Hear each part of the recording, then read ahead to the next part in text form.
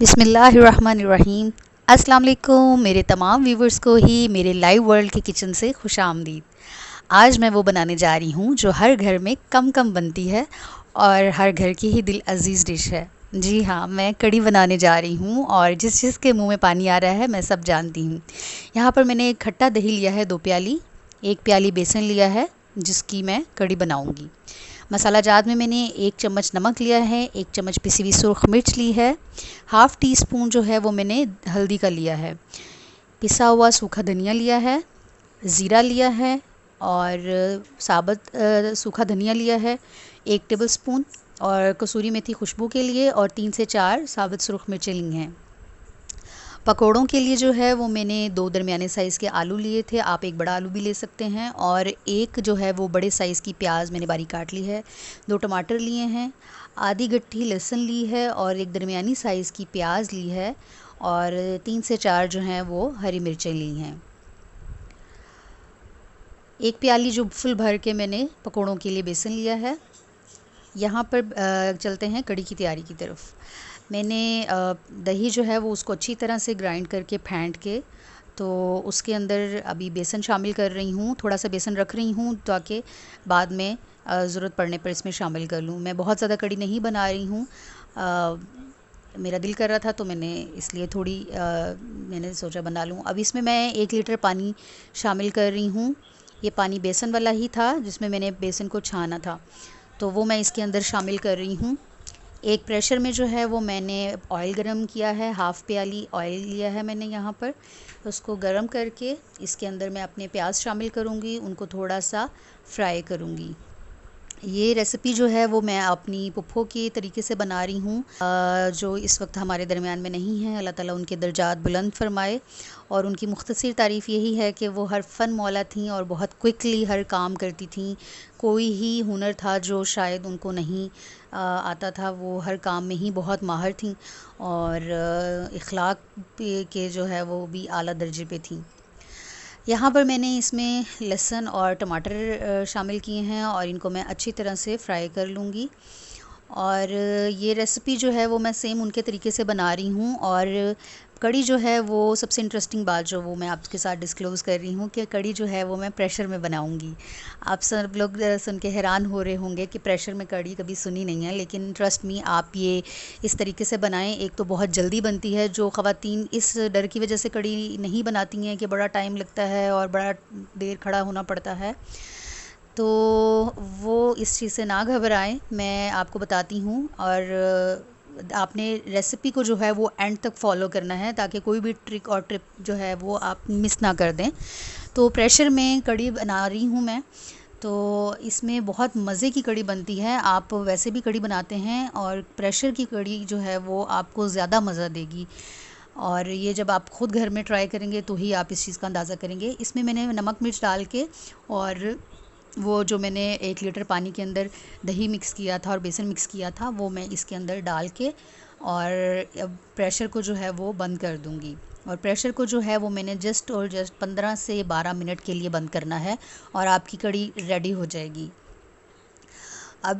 अब इसको मिक्स करके मैं 10 से 12 मिनट के लिए प्रेशर बंद करके लगा रही हूँ।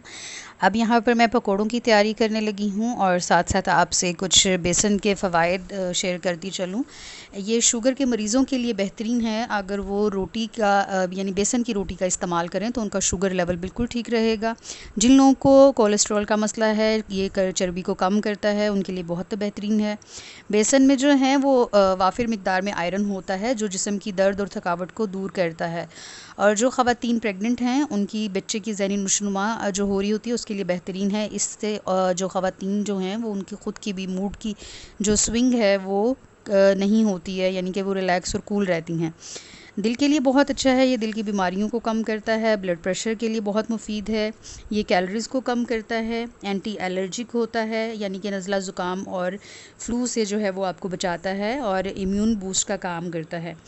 और बेसन को अगर आप हल्दी और दूध में मिक्स करके फेस पे लगाते हैं तो ये स्किन पर झुर्रियाँ नहीं पड़ने देता, ब्लैक हेड्स जो हैं उनको रिमूव करता है। बेसन के अंदर अगर आप एक अंडा डाल के उसको बालों में लगाते हैं तो ये आपको कंडीशनर का काम देता है। तो ये थे जी बेसन के फ़वाइद, बहुत ज़्यादा बेसन के फ़वाइद हैं। यहाँ पर मैंने पकोड़ों का मसाला तैयार कर लिया है, मैं फ्राई करने जा रही हूँ। ऑयल गरम करके मैंने इसमें पकोड़े शामिल कर दिए थे और मुझे तो ख़ैर बेसन वाले नान भी बहुत पसंद हैं। मेरी अम्मी के घर में जब भी कढ़ी बनती थी तो हम कढ़ी में जाने से पहले ही पकोड़े ख़त्म कर देते थे। तो आप भी मुझे बताएं कि किस किस के घर में ऐसा होता है कि जब कढ़ी बनती है तो पकोड़े जो हैं वो चखने चखने में ही ख़त्म हो जाते हैं। और मेरे ऑफ़िस में भी यही होता था, जब मैं जॉब करती थी, कि मेरे जितने भी कोलीग्स थे तो वो सभी कढ़ी के बड़े दीवाने थे हम। तो जिस दिन कोई कढ़ी लेकर आता था तो बस फिर उसका टिफ़िन जो है ना वो उस पे कब्ज़ा हो जाता था, अटैक हो जाता था।